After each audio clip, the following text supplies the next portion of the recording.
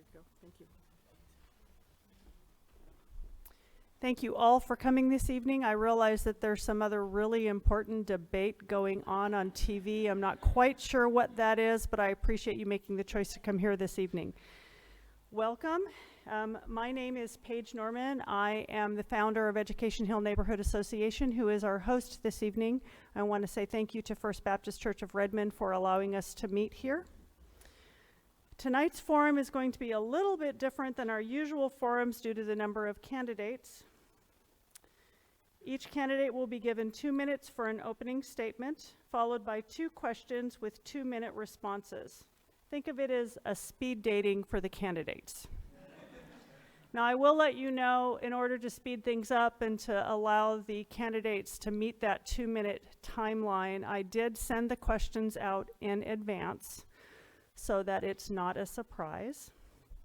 We did have people that sent in emails by the deadline for the questions, so some of them are audience questions, if you will, and some of them are topic-based questions that I figured that other people would want to know.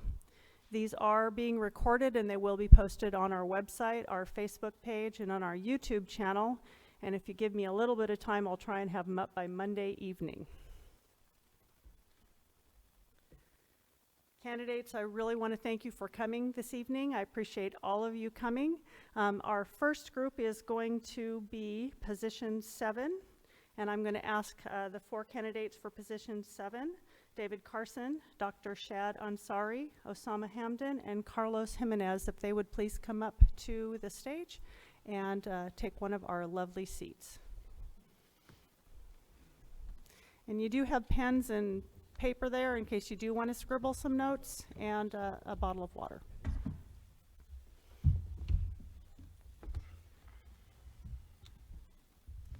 To keep our evening flowing smoothly, I'd like you to pay attention to our timer that is sitting right down here. He has my iPad that has a timer on it. You will have 2 minutes, and you will hear the little beep beep go off when you have 3 seconds left, okay? And I tested like 6 of them, and this was the easiest one to work, so all right. I'm going to go and let you get started. We are going to start with David Carson, and you can have the floor and do your 2-minute opening statement, and then we will move to Mr. Hamdan, Dr. Ansari, and Mr. Jimenez. You all sat in order. How did you do that? We knew that. That's Magic. amazing. We're prescient, yes. So my name is David Carson, and I am the incumbent currently in position 7. I've served on the council for 12 years now, almost 12 years. And back in 2007, I was elected, and it's one of those things that you look back and it can't possibly be that long, but it has been that long. And there's been a lot of things that have happened in Redmond over those last 12 years. We have done some amazing things in downtown to make it a much more vibrant city. We have 2 new parks. We have basically a nightlife. It used to be called Redmond. Now we can't call it Redmond anymore. There's just been so many things so much progress has been made in Redmond. I think I like to think I've been a part of that. I know I have, and I do think we have much more to do, and it's hard to go on about the things that you have been involved in, but there have been a number of plans that we have made so that we know what we're going to do over the next few years. We have transportation plans. We have all these plans that we have the council has authored and then passed. And I think that collaborative spirit that I have used in the time I've been on the council is what I'm most proud in my service. So anyway, I hope you'll consider voting for me. Thank you very much. Thank you. Mr. Hamdan? Thank you, Paige, for everything, setting this all up. Thanks, everyone, for coming out. Actually, I would like to thank Dave and the rest of the council for all their years of dedication and support. I think it's great to see the work that has been going on. And one of the reasons why I ran for the first time 2 years ago was because while I think there are a lot of good things happening, we can always do better. And so from my perspective, it's really about what are the things that we can do to help improve things. We sort of need to think about more about what the direction is, what city it is that we want to build, because we really need to think about the future of what Redmond should be. And it should really be based on the values that the community itself has, and how do we integrate all those values within the city. Focused a lot on the small town feel that originated where Redmond is, but still being able to connect both the community within each other, connecting the city with other nearby cities, and sort of helping improve both the reality of life, the way of life for citizens, as well as how they interact with their neighbors. And so I think it's important from that perspective. And so my view is really about how do I help drive that change? Having been in the tech industry for over 20 years, my thoughts are always around, well, whatever it is we've been doing, there's got to be a better way. And we have to think about all the different ways we can do it and solve them. And I think that bringing that level of thinking to the city council will be super important. So I appreciate all the support, and thank you so much. Thank you. Dr. Ansari? Good evening. I want to again thank you, Paige, for setting up this forum for us. I'm Dr. Shad Ansari. I practice naturopathy medicine in Bellevue. I'm an old-time resident of Redmond since 1988. My wife and I raised two wonderful kids. They're both successful attorneys in Seattle. And I successfully launched two startups as a founder, and have over 30 years of business experience in healthcare, government, mobile, clean, and wireless technologies, in addition to my current practice as a preventive medicine in naturopathy. So why am I running? I'm running because I think obviously Redmond changed a lot since 1988. I don't see how a couple who are just starting out could afford living in the city, let alone afford to buy a home. Redmond City Council was supposed to be it's set up as a non-partisan by the state. I am running as an independent candidate. I'm not supported by any parties, because I do believe we need a city council who works with residents of Redmond and not for a party. We need to focus on solutions, not ideology. We need to listen to people and bring their voice into every decision-making process. So together, we can build a community together. We need to embrace the new technologies for better traffic management and transportation. Some of these technologies are already done in Bellevue. We need to attract small businesses back to the city by giving them business incentives and other tools, so they can stay profitable and give back to the community. And we need to make the city small business friendly again.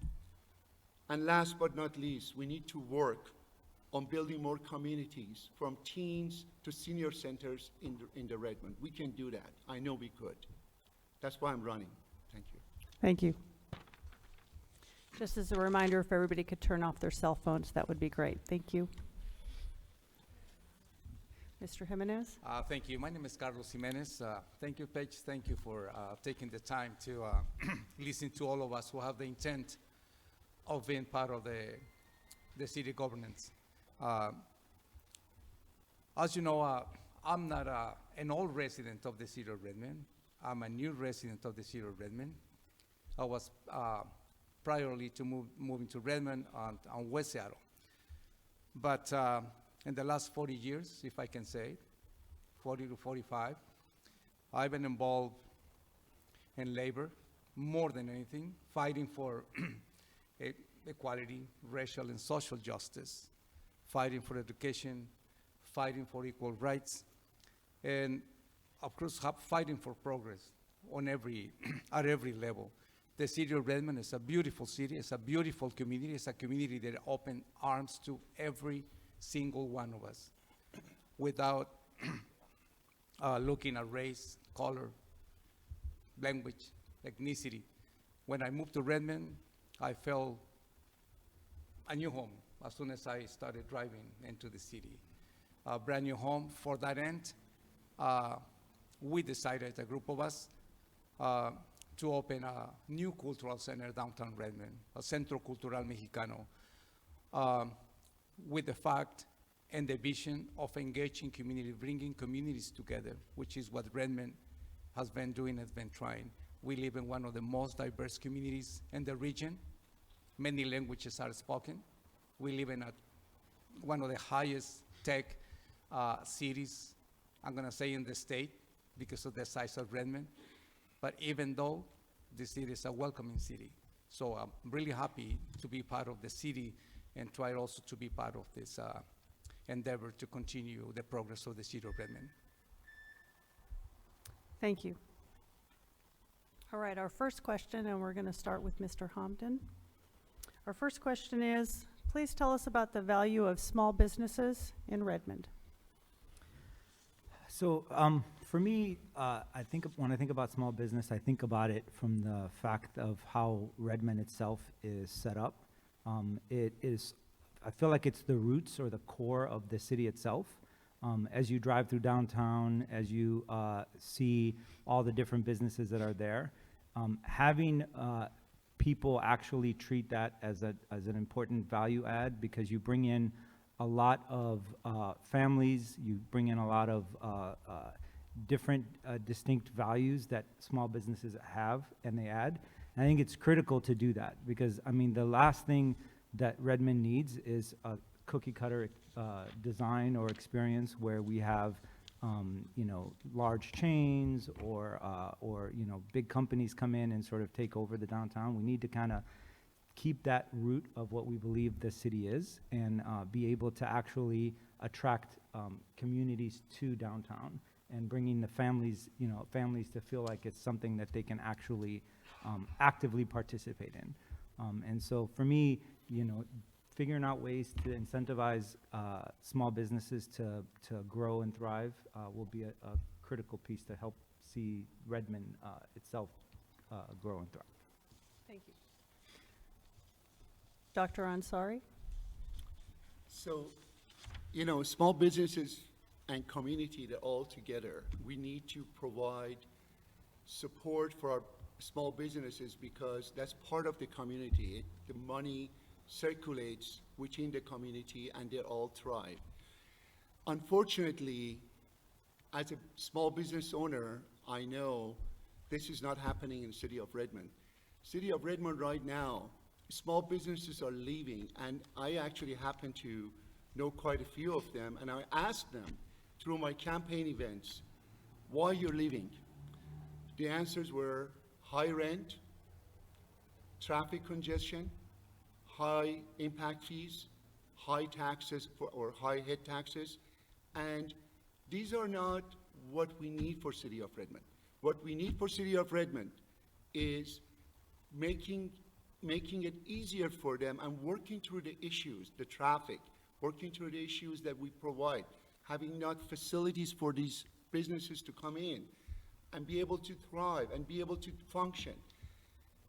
The fact of the matter is we need to provide more support for the businesses because we as a community are going to prosper when small businesses prosper. They go hand in hand. They're not separate from each other. Sometimes businesses, this big businesses, some folks are not actually be able to become employed by them. There are some folks that could be employed by their smaller city and they live in our community. They need that support. They need to be employed by the small city. We need to provide that support for small businesses. We need to do whatever we can to make the small city, a small business support for the city and make our city to be small business friendly. Thank you. Mr. Jimenez? Uh, When it comes to small business, I never worked for anybody before until the last few months that I had a job to experiment for 3.5 months. I always been an independent small business owner, so I know how it is to be a business owner. But I also believe that all of you have invested, some of you, and I'm gonna say most of you have invested in this community on a small business one way or another. They have contributed. So to me, a small business, we know that is the strongest bone to keep America the way it is, and every city also the way it is, working, creating jobs.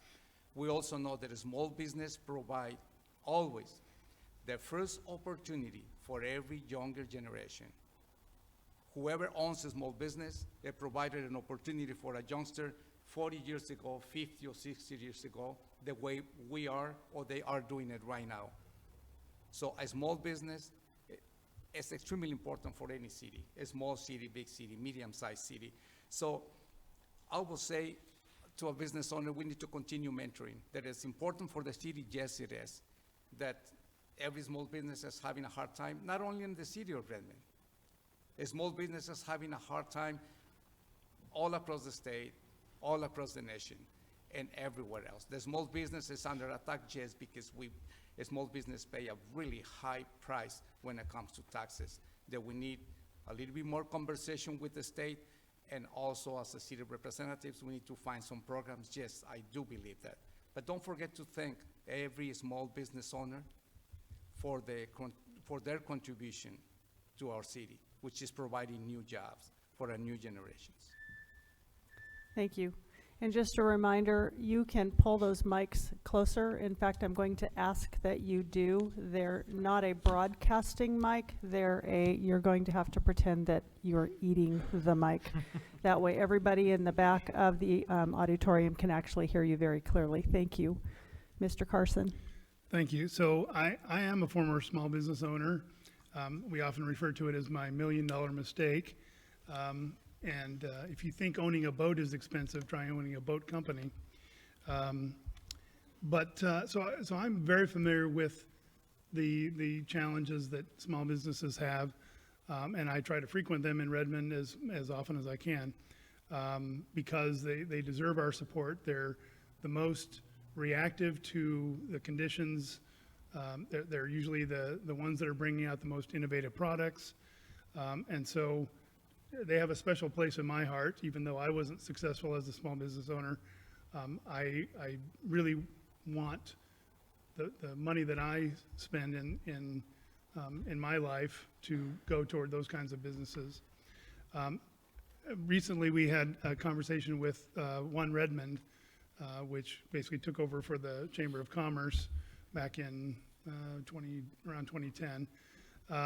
And one of the criticisms I've had of that kind of switch over from the Redmond Chamber of Commerce to One Redmond is that they really didn't provide some of the services that small businesses need, like things like insurance, and opportunities for them to get those at group rates, like anybody who's a member of a Chamber of Commerce can get.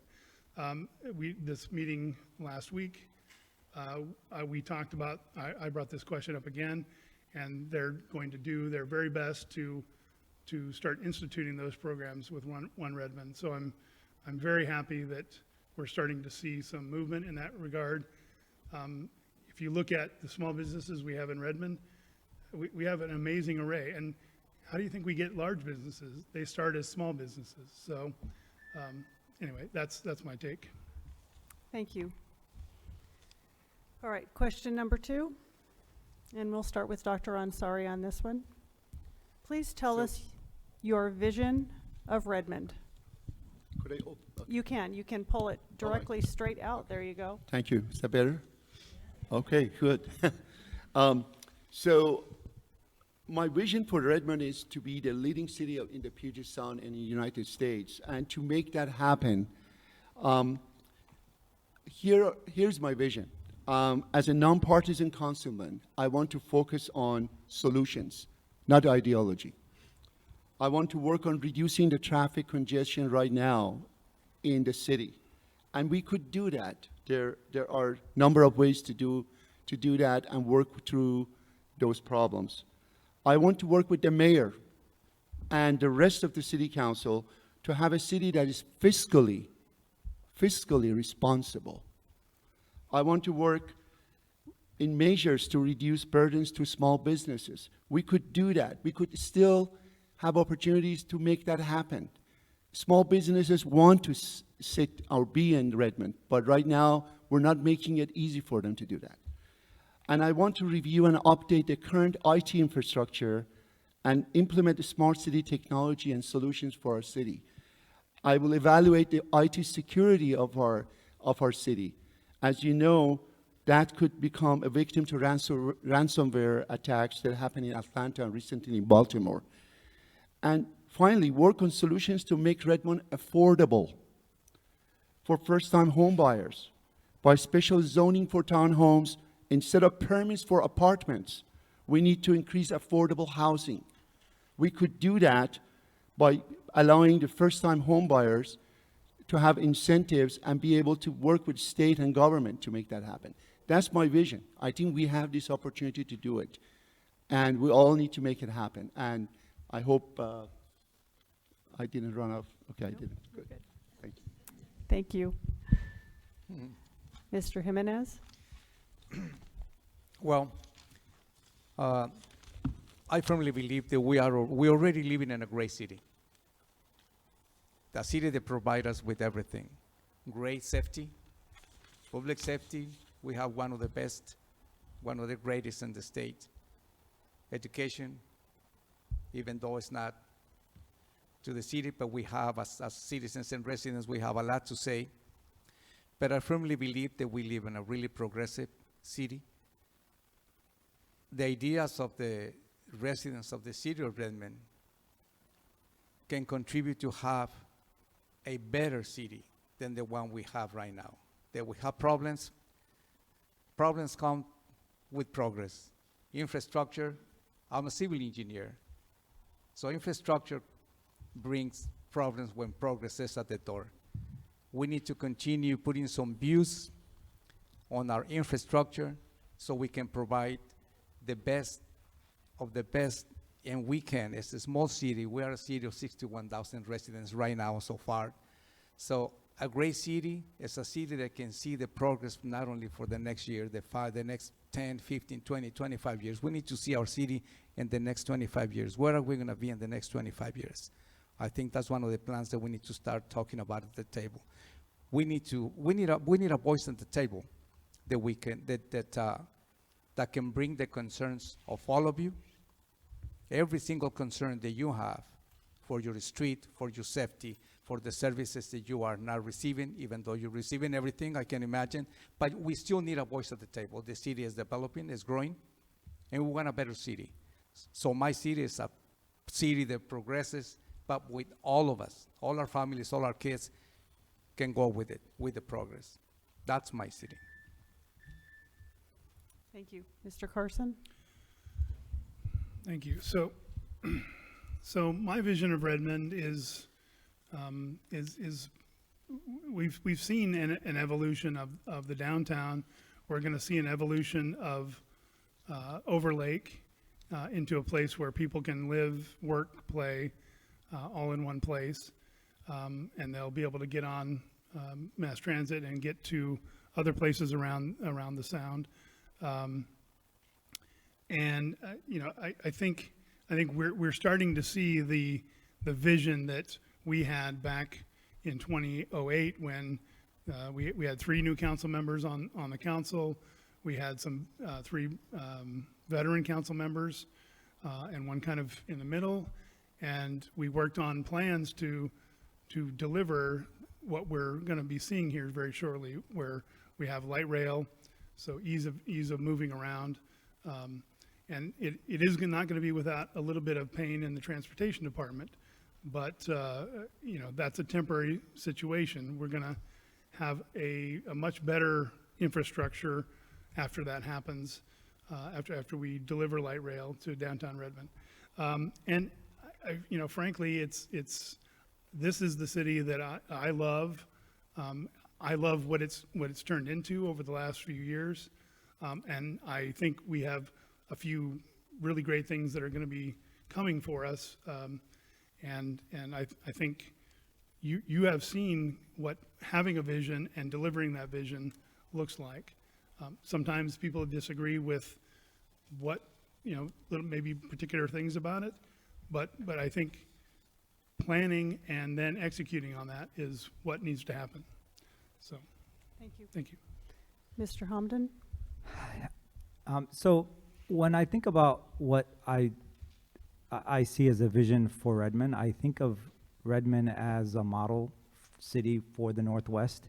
I think about it from the concepts of whether we have the best transportation infrastructure that we can have for the community, the best support for the communities that are there. So I feel like we think we need to work more with communities that are in the city to serve them in terms of knowing what it is that they see as the top issues. Because as candidates, it's always easy for us to kind of say, oh, well, here are the problems I see. But by myself seeing what those problems are isn't enough. I think the community needs to contribute and tell us what they see the problems are, because, and some of them are obvious, like transportation or affordable housing, but there are other issues that you find out about as you start meeting people in the community. And so keeping the city itself connected with the community, I think is a critical part of that. The other piece I think that's critical is thinking about how we build those communities to know each other, because I think the challenges that communities often have, especially diverse communities like Redmond has become over the many years, is that we know our own communities, but we don't know other communities. We don't interact as often with other communities that all are part of Redmond. And so building those bridges and having Redmond be the center of that for both the city itself as well as other neighboring cities. Because I think the transportation solution isn't going to be a solution that Redmond can fix. It's a solution that the entire region has to fix. And we should be a key partner in driving that. And I almost think about Redmond as sort of the center hub of transportation for the east side, and that everybody will go through Redmond to get to where they're going. And so we should be able to play a key role in that. Great, thank you. Mike, will I have the floor, Mike? Okay, I have time for one question from the audience for these four, because I was a little aggressive in my timing. So, your benefit.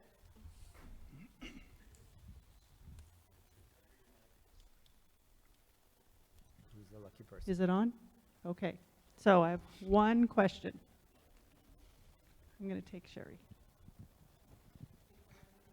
Well, so I know Carlos is new to the city, but what have you done to be active in the city for the last several years?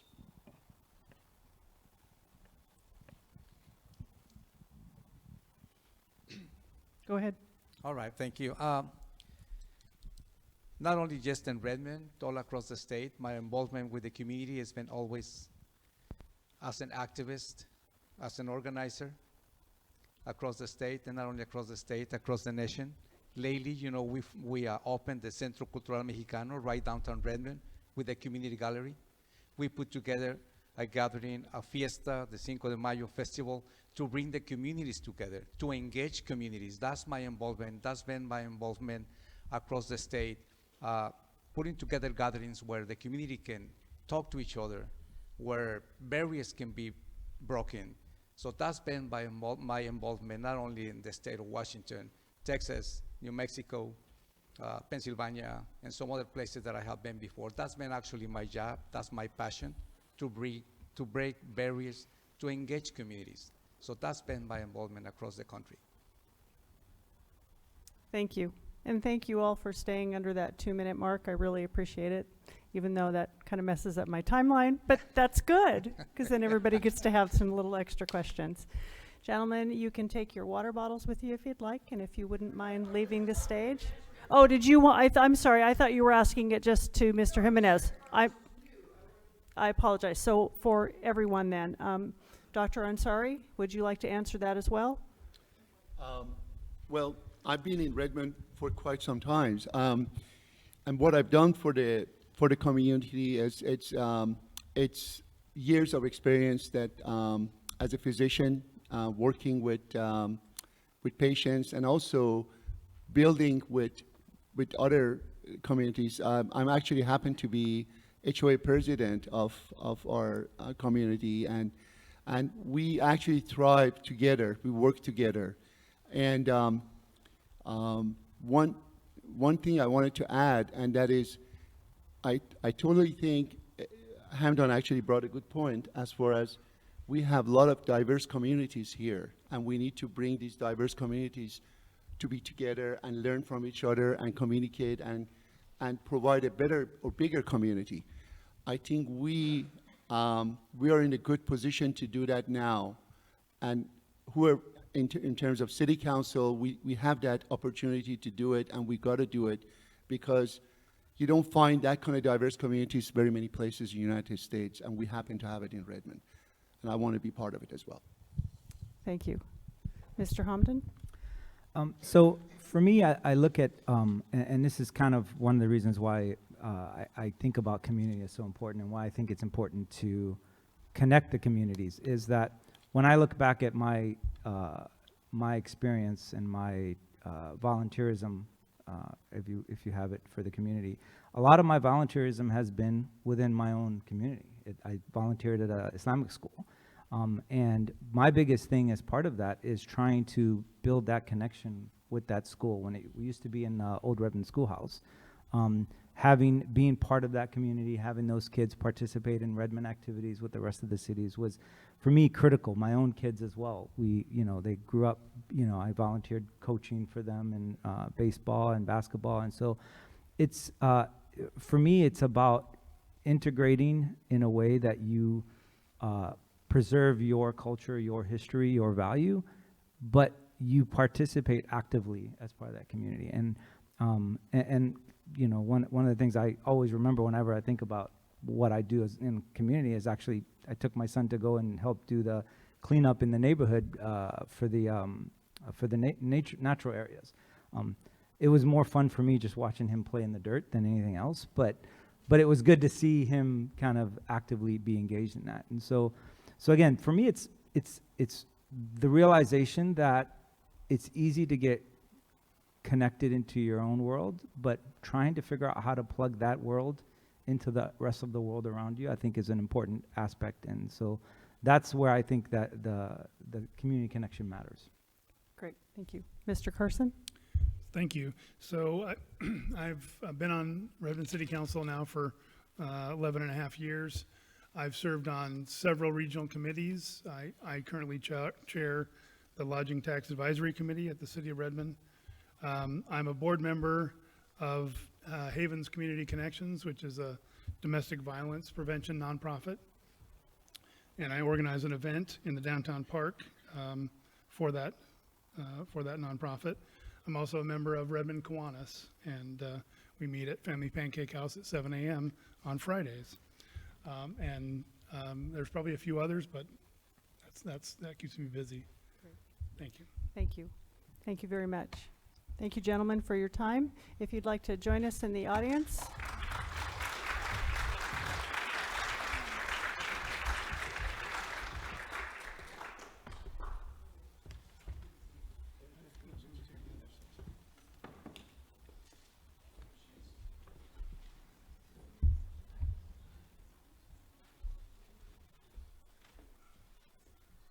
All right, now I'm going to bring up candidates for Council Position 3, Hank Margison and Jessica Forsyth. And I put the bottles in the center, but you can sit on opposite ends of the court if you'd like, however you'd like that to work.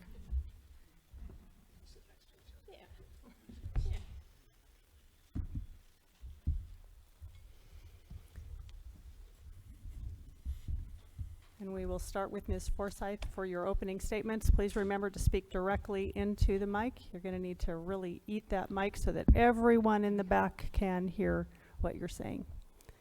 Thank you. All right. Hi, everyone. Is it good? Can you hear me? Great. So Redmond is experiencing an exciting time of growth, and with that growth comes the potential for errors and missteps.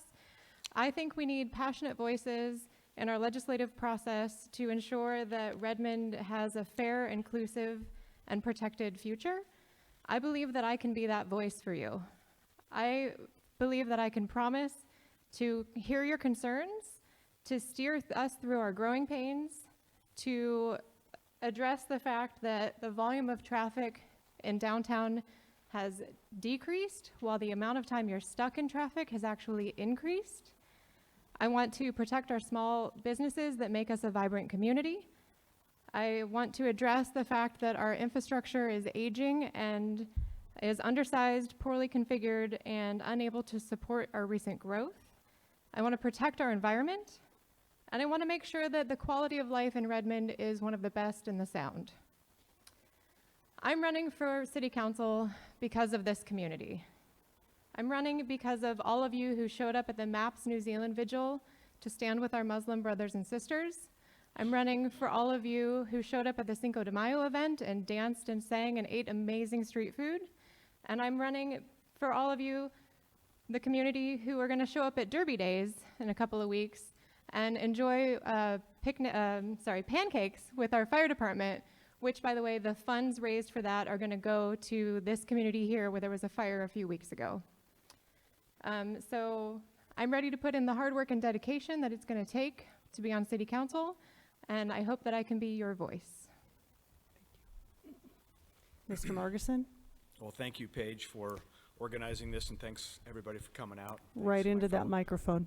All right, I'm getting closer. I know you have a big booming voice, but you have to, there you go. All right, so my promise when I ran 12 years ago for council was that we were going to maintain the sanctity of our single-family neighborhoods while focusing our growth in our urban core, downtown, Overlake. We've done that. I've kept that promise. Is Redmond changing? Yes. Is Redmond growing? Yes. Especially over the last 12 years. But that's good. We've got a more diverse, involved community in those last years. And just look at the vitality in our downtown area.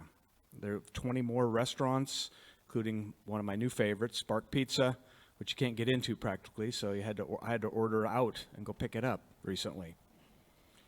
Is it more challenging to drive? Absolutely, it's more challenging to drive.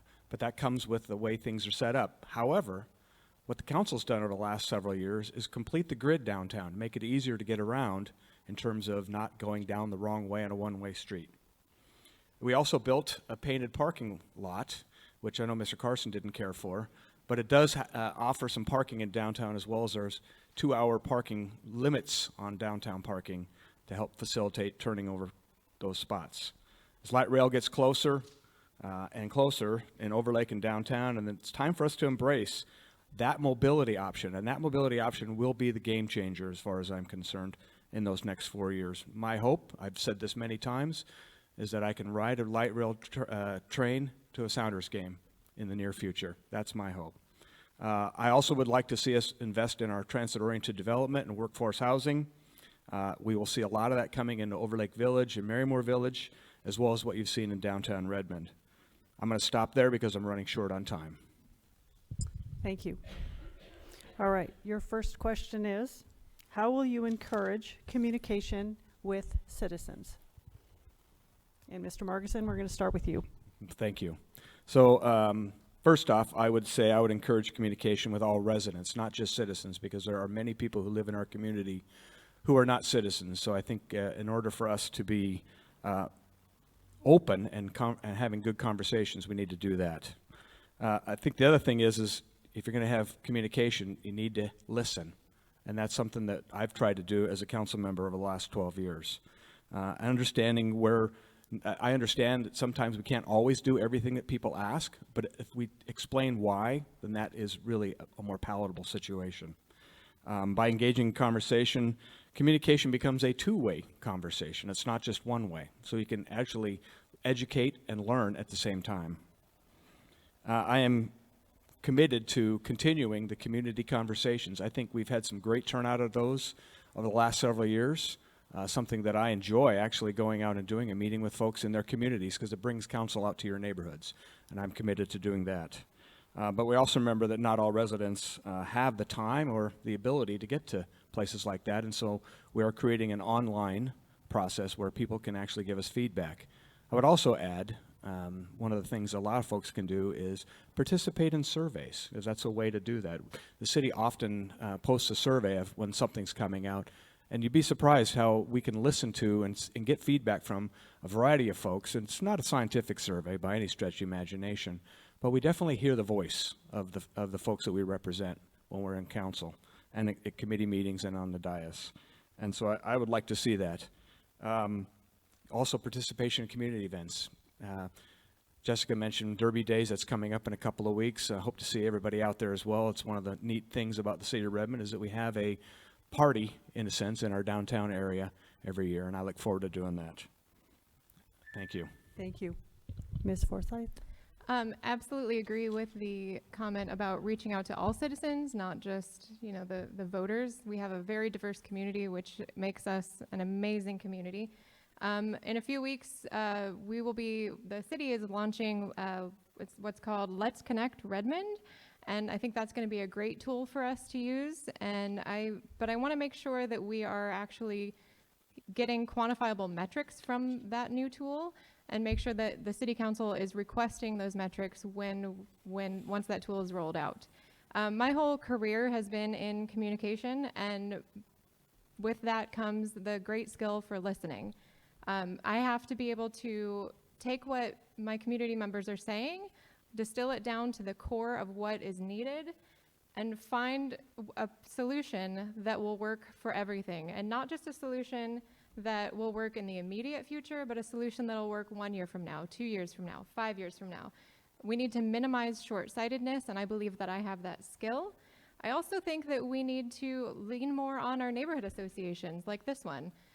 If we can put some money behind this, maybe there's grant process that the neighborhood associations can earn money through volunteerism, but these community associations, neighborhood associations are going to be key for us as the city grows, for us to hear what's actually going on and listen and make sure that your voices are being heard. Thank you. Question number 2. What is your responsibility as a city council member? And we'll start with you, Ms. Forsyth.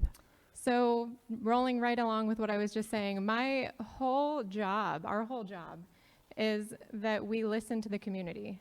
That is our primary paramount duty, to make sure that your voices are being heard. We're not in this for ourselves. We're in this for you. We're not in this for developers. We're not in this for special interests. My job is to make sure that you are being heard. Our democracy depends on fair and equal and trusted representation, and elected officials must represent that and fight for all your needs. In addition, I think we need to, as City Council, we need to look back at the past decisions that have been made, make sure we're learning, and make sure we're understanding what we've done, and make sure that future goals have clear, or future projects have clear goals, and we're not just celebrating when they're done, but we're making sure we're reevaluating and understanding the impacts of what we've done.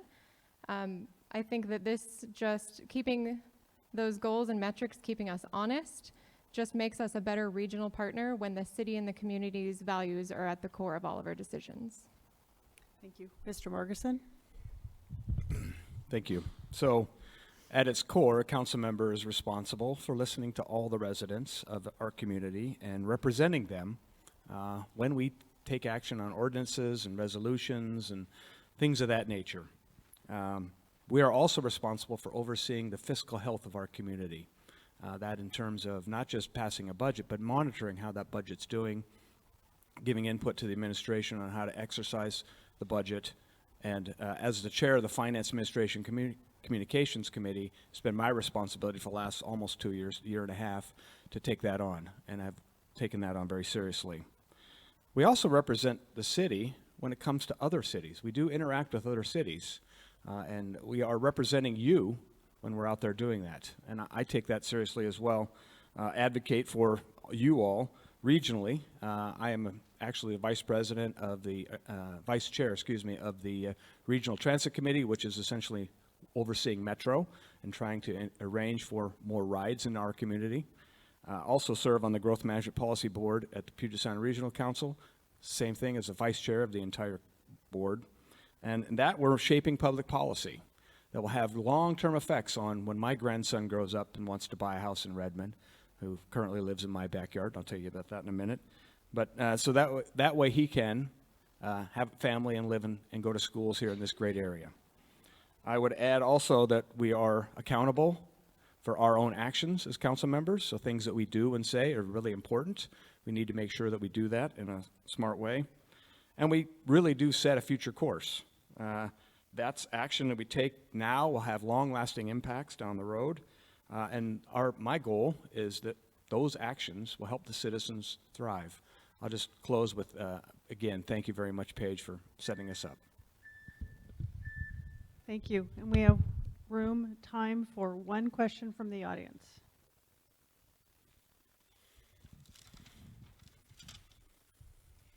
If anyone came to you with a proposal to build a new piece of public infrastructure in the city, how would you evaluate whether that project was worth implementing? Could you repeat that? Oh, really do have to eat this? Okay. If somebody came to you with a proposal for another piece of infrastructure to add to our city, how would you evaluate if that proposal was worth implementing? Do you have a specific piece of infrastructure in mind or just in general? Okay.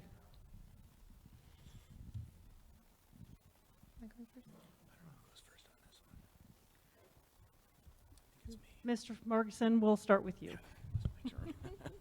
Give you extra time. So if somebody came to us with an infrastructure project, I'm assuming, how would I evaluate it? I would evaluate it on two merits. One, who's providing the funding? Where is it coming from? How is it going to impact the city's budget? And number two, what value does it bring to our community? Those are the big two things I would look at. In terms of value, I mean, what does it do to improve the health of our citizens and residents? How does it improve mobility, if it's a infrastructure project that's focused on that? If it's let's say it's a YMCA pool, how does that impact those folks who want to learn how to swim? Those are the things that I would evaluate it as in terms of whether or not we would be open to considering it. The other thing I would say is, what's the future value? Meaning, how long is it going to last? Is it a short-term thing or is it a long-term thing? So I look at all those things and try to decide, okay, is it really worth the effort? And then go on that. It's not, sometimes you can also make a quick snap judgment, but keep an open mind. So that's oftentimes what I've tried to do, is say, let me just listen a little bit more. Let me just hear what my comrades are asking, because that may spark a question in my mind, and whether or not there is a value in it or positive impact on our community. And then I'll go from that direction. So thank you for the question. Thank you. Ms. Forsyth? Yeah, I agree with Hank on that one. I think we would need to reach out to the community, make sure that it's a project that the community actually is interested in, potentially survey the community, see if, how much support is actually behind said project, and find out where the money is coming from. Absolutely. I think that is something we need to do more of in our community. And make sure that it's going to be a project that's accessible for all. We have a lot of projects that don't necessarily meet our ADA standards and beyond, so I think we need to make sure that we are being mindful of all of our citizens and all of the needs.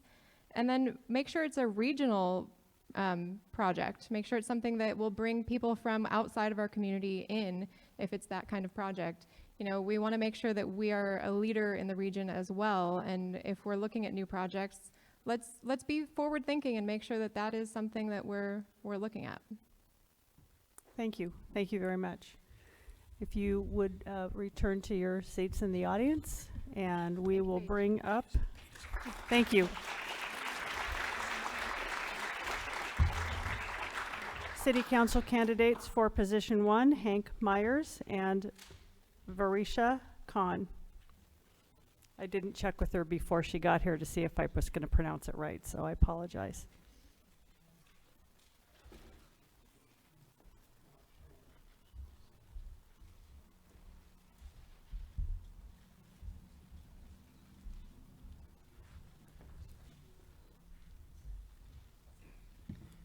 And I'll just remind you, you need to speak directly into that microphone.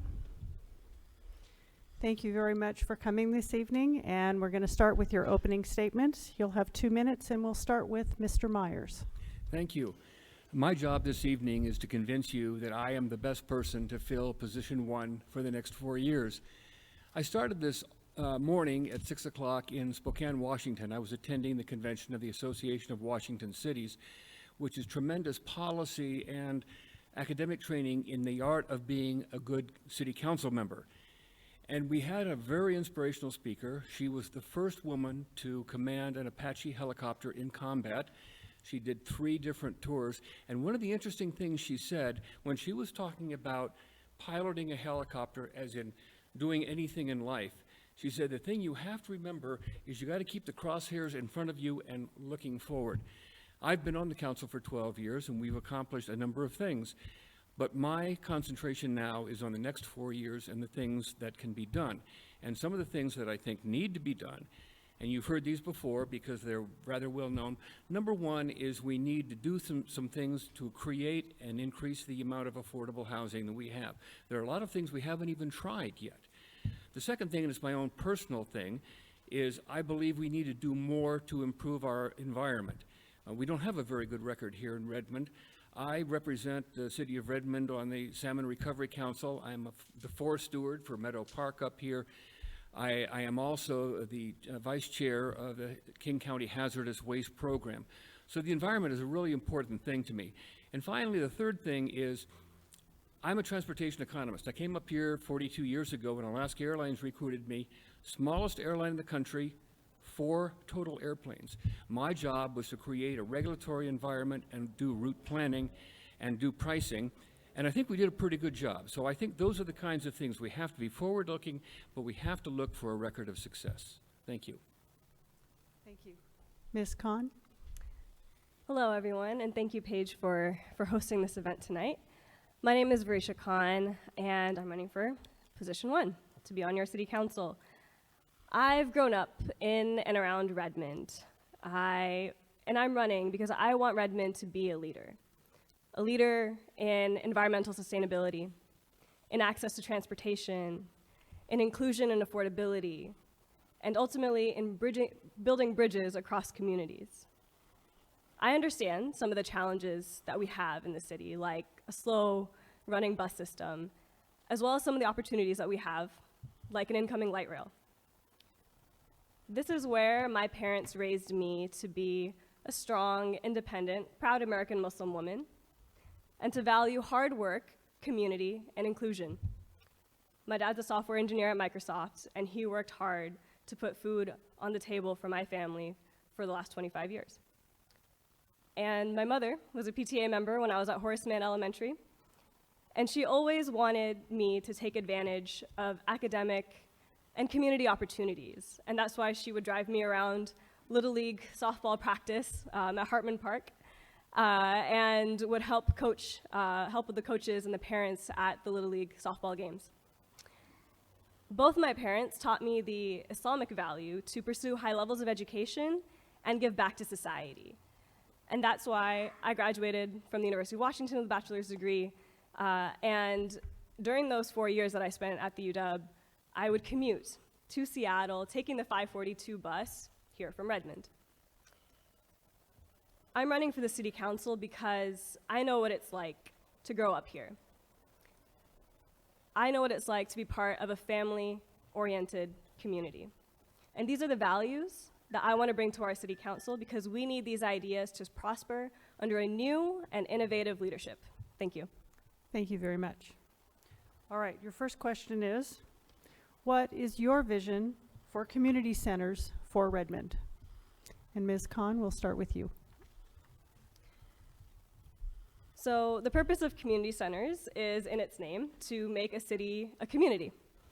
And Hartman Pool, here on Education Hill, where I used to live, is where I would take swimming lessons and where my then baby sister learned how to swim, and where I actually met a girl who would become my best friend in Horace Mann Elementary in a time when I just moved here, and it was hard for a 9-year-old to adjust to moving to a new city and making new friends. And our pool and our community centers and our senior centers and our teen centers are gathering places for our communities and are important to preserve and in order to keep our communities together and active. So the pool is under renovation as we speak, and I think it's great to have these kind of facilities across our city, and I think to improve the type of facilities that we have across the city is an important plan that we should have. So regardless of if you live on Education Hill or if you live near 51st Street or near Willows Road, you should have access to a community center for events and programs because ultimately that's what brings our communities together. I'm running on a platform to build bridges, and to me what that looks like in the city is more programming in our community centers. We need programs like language classes, like workshops, and other events that will teach people new skills, bring in more people into our community, and to reach communities that are often not reached. So like our neighbors with disabilities, or our neighbors who are immigrants, or our neighbors who have lived here for generations. So ultimately, diversity is one of our strengths in the city, and I think that one of the ways to bring this community even closer together is with more community center programming that involves everyone. Thank you. Mr. Myers? Yes, thank you. We have a tremendous number of facilities here, but I think a lot of people don't realize that most of the programs that are being offered through the city of Redmond are being offered by private contractors, and the city is basically a facilitator, providing facilities or providing general scope or outline of what is to be accomplished. So we've got a very diverse program, and if anyone has a new idea, one of my concerns about our community centers is that we don't use them to the full extent. And I'm thinking of probably the biggest community center that we have, which is entirely underutilized, is City Hall. We just spent $3.6 million putting a bunch of new conference rooms on the first floor. It's very nice. 12 years ago, when I first was on the council, we would have summer programs. We would have gardening programs. We would have environmental programs. We used City Hall as a place to come other than pay a parking ticket or to apply for a building permit. And so I think that's number one is we need to use the facilities we have more efficiently. We have 3 parks that are entirely undeveloped right now. And probably my favorite is the park right on the Sammamish River, which could be a Salish center of history because that's where the Haida House is. Entirely unused now. We spent about $100,000 refurbishing the roof and cleaning it up, and yet it sits. The Conrad Olson House, entirely unused. It's got a chain link fence around it. And Arthur Johnson Park was supposed to be a rhododendron park, at least in part, and we have done absolutely nothing to develop these parks. So I think the thing that I want to see us in the future is to take the assets that we have and use them for the community benefit. Thank you. All right, our next question. How should the city encourage affordable housing practices in our city? And Mr. Myers, we'll start with you. Thank you. I am, as I mentioned, I came here to work for Alaska Airlines. In those days, the industry was regulated. And so everything involved a huge process to go and get, if you wanted to change your fares, if you needed a new route, any of that, you had to go through the Civil Aeronautics Board and present a very complicated case with attorneys and hearings.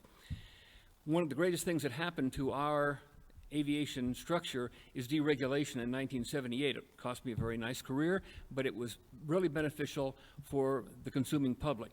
And I think the same thing is true for affordable housing. We have tended to look at everything being focused through government. And right now there is about 5,000 units of affordable housing sitting in Redmond unused because, number one, we don't allow people to simply go out and rent part of their house out. And I have to say, as a senior, I know I've got spare room.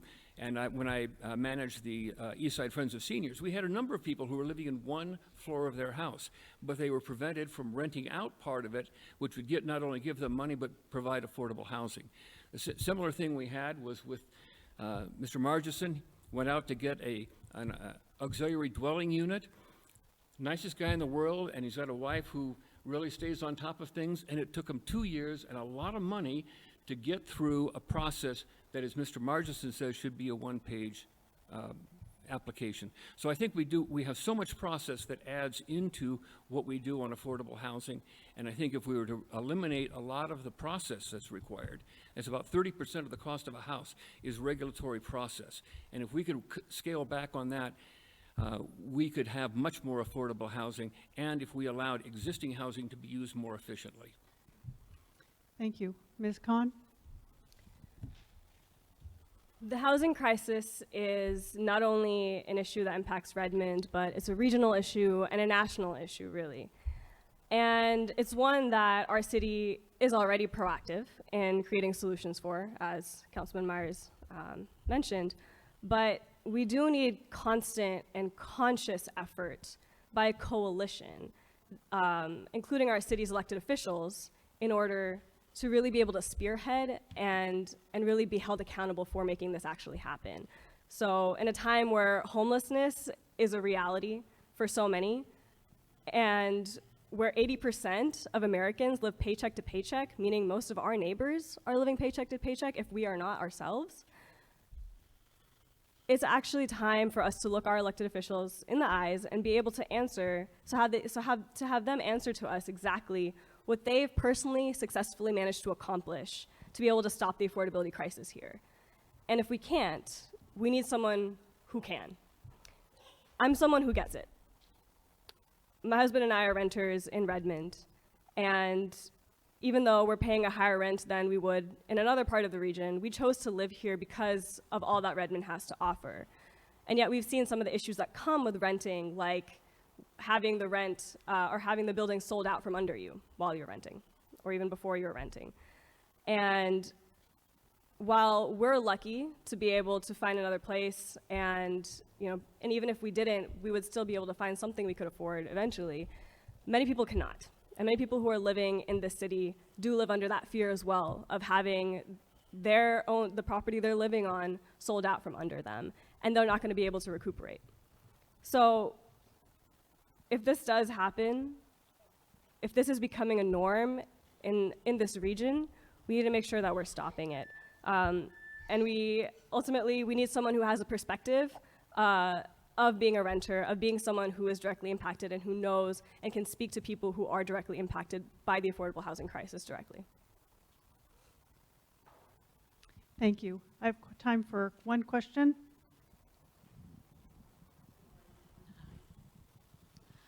I know that Redmond has a 10% affordability requirement that goes into the new buildings that are being built for housing, and it's at 80%.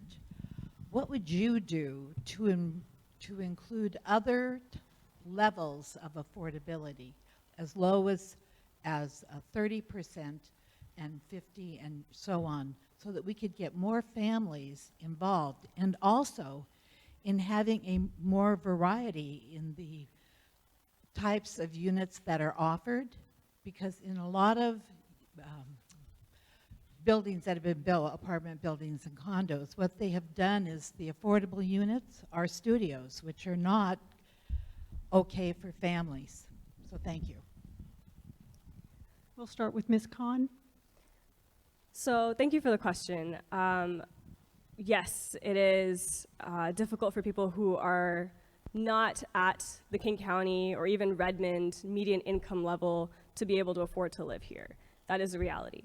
And yet our city is making those efforts to be able to include people who are below that level. So if you're making less than $90,000 a year, which is the median income in Redmond, there are opportunities to be able to live here. And yes, we do need to do more. Beyond apartment buildings, we definitely, as a city, are already, we've already passed permitting to build ADUs or accessory dwelling units onto existing properties, which I know a lot of people are still learning about, and as a state we're becoming more familiar with. But as a city, we've already made the progress to be able to start that process here. So that someone like Councilman Margison can actually have his son live in his backyard, when it's hard to be able to find a place of your own when you're living on a entry-level salary or a young person's salary. So I think that we need to be able to make the process of being able to build ADUs on properties more accessible, because we can do it. right? We can have hundreds of ADUs in neighborhoods across the city that are, homes that are affordable and have all the amenities that a person needs, and yet we're not really quite getting there yet. So, and I think that we just need to be able to make it easier to do that. So starting with like a template, starting with being able to crack down what it is that people really need, what type of permitting they need, what type of processes needed to be done, so that we can make it easier for people to start building those. Thank you. Mr. Myers? Yes, thank you. I mentioned earlier that we have a lot of underutilized homes. And for example, a senior citizen who, like me, lives in a 2,300 square foot house and doesn't need 700 of it, which is down on the third level, that could become an apartment unit for someone, and it would be affordable, and it would help me. $90,000 is not the median household income, which is what the 80% is supposed to be. The median household income in Redmond is over $100,000, and I haven't made that for a number of years. I'm not sure I ever did in current dollars. So I have to say that we are using one tool right now to help people afford housing more affordably, and that is called cross-subsidy. 90% of the people pay, so 10% of the people pay more, so 10% of the people can pay a little bit less. And then we've gone to the multifamily tax exemption, which says 80% of the people pay a bit more, so that 20% of the people can pay a bit less.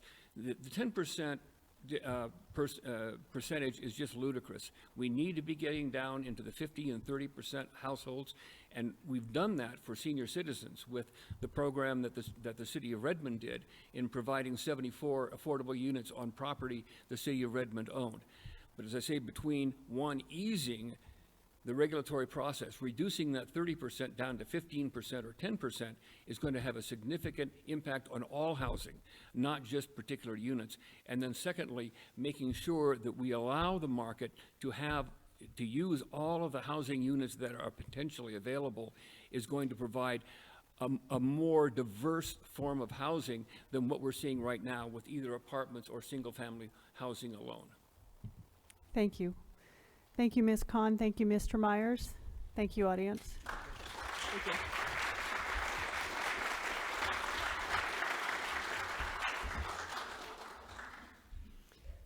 All right, so now we have our position 5 candidates, which will be represented by Vanessa Kritzer and Mr. Eugene Zakarayev. However, he is out of town on business.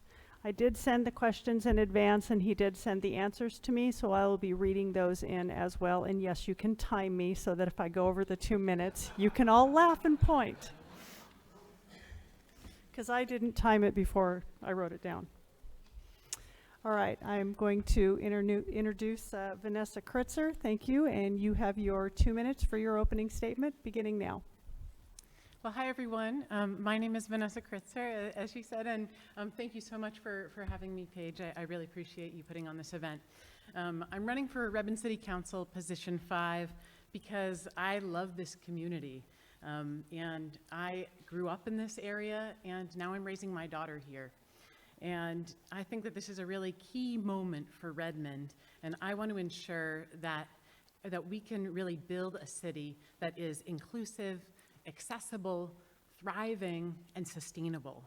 I want to work with all of you to be able to bring people together to make progress on issues like affordable housing, providing transportation options that can meet all of our needs, and protecting our environment.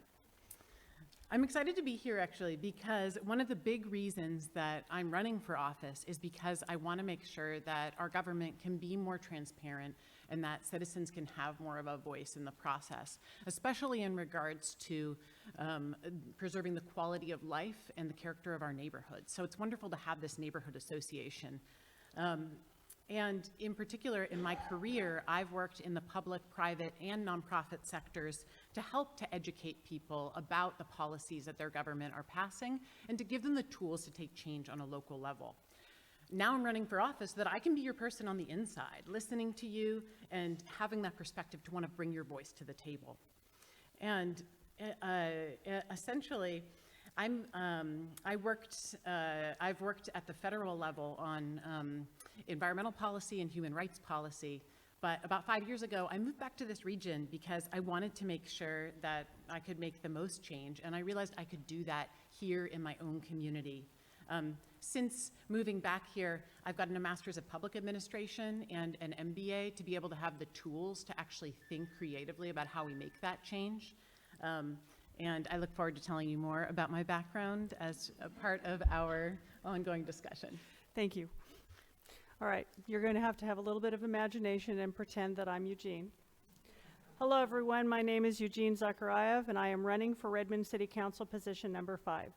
Our family has lived in Redmond for over 11 years. I am a husband and a father of 3, and Redmond is where our home, our jobs, and our schools are. It is truly the center of our lives.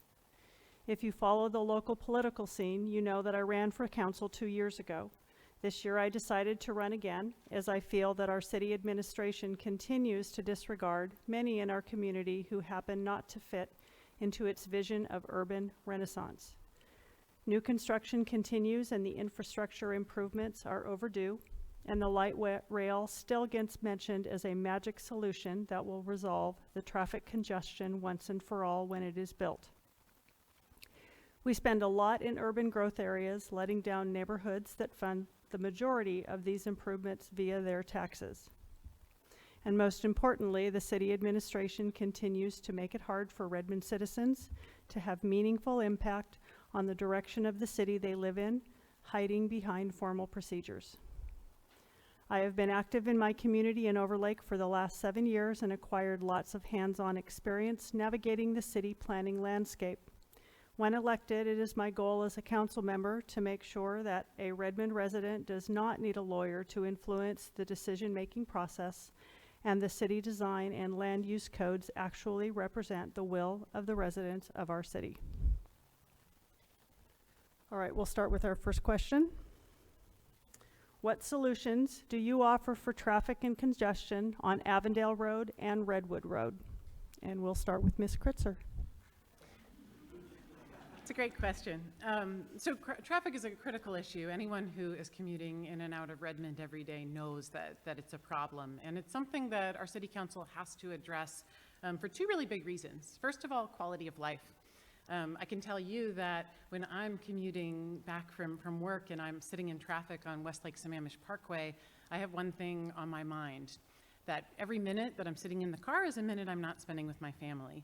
And when I think about that multiplied by all the people who are sitting in their cars away from their families, I think about what a great opportunity we have to solve this problem and be able to improve quality of life in the area. And then also importantly is the impact on our environment. The more people that are sitting for longer idling in their cars, the more pollution that's going into our air.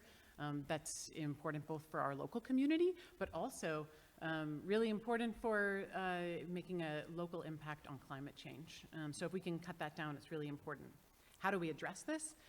Well, a couple different ways. First of all, I think the roads that you spoke about are really good examples where, you know, we have some places in Redmond where really the only way to get to certain places is by one road, and that can create a bit of a bottleneck. And the reason that we have a lot of traffic is we have more people and more cars on the road, and not necessarily the transportation options where that's alternative other than cars for people to get there. While not everyone is going to be able to take public transit, I think if we can improve public transit in some of our areas, then we're going to be able to actually reduce some of that traffic. You know, I hear from a lot of people that if they actually had the opportunity to ride the bus or they had better bike infrastructure, they would take it. And in particular, where we have this great opportunity of the light rail coming in, we need to make sure that from our neighborhoods, we can actually connect to those hubs and get people to be able to take advantage of that. Thank you. All right. Mr. Zakhariev responds, I would like to answer more general questions instead. How does our city deal with traffic and congestion? Problems on Avondale are not unique. There are 3 interconnected areas where I'd like to address the problem of adequate transportation infrastructure. Handle modern problems using modern tools. Redmond is the home to Microsoft, and yet our city measures traffic counts once a year. Today there are sensors and automation that would provide monitoring in real time. Having that data would change our planning timelines and will help our city direct investments to where they are needed. Moreover, it would allow us to continuously improve the city processes. How did 166th Avenue traffic islands affect the flow of traffic? Was the downtown conversion project a success? We should not need to commission one-off studies to get those answers. New buildings bring more traffic and plan for the future now. As much as we'd like everyone to ride a bike or bus, getting around in mainly suburban cities such as Redmond requires a car. Not everyone is physically able to bike uphill in rainy winter weather. As the city approves new construction, we must consider how that construction will affect traffic.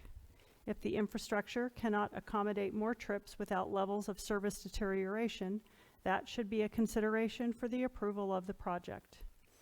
Today's Redmond concurrency ordinance ignores project location altogether, and project traffic impacts do not condition the permitting process.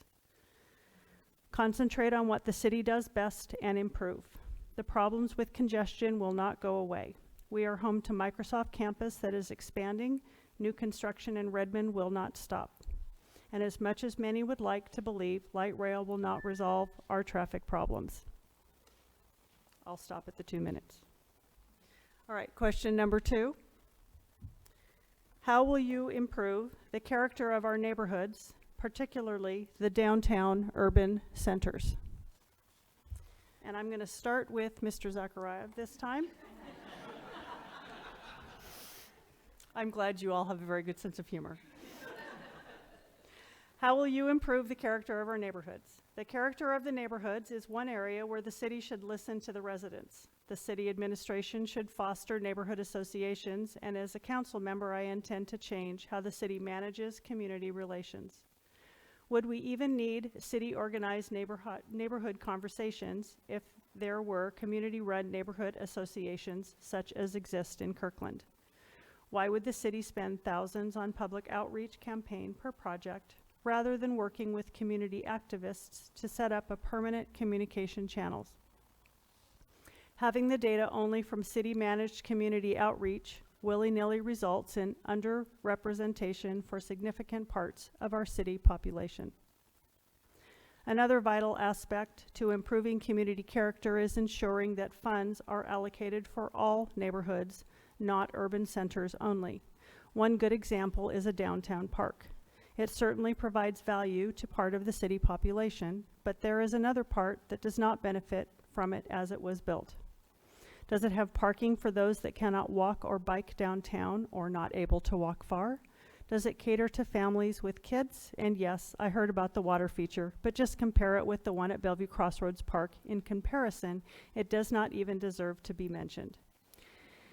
If this park were intended for all residents of our city, it should answer the needs of the majority of the population. On the other hand, if this is a neighborhood park, then the price tag is something we cannot afford for a 1-acre park.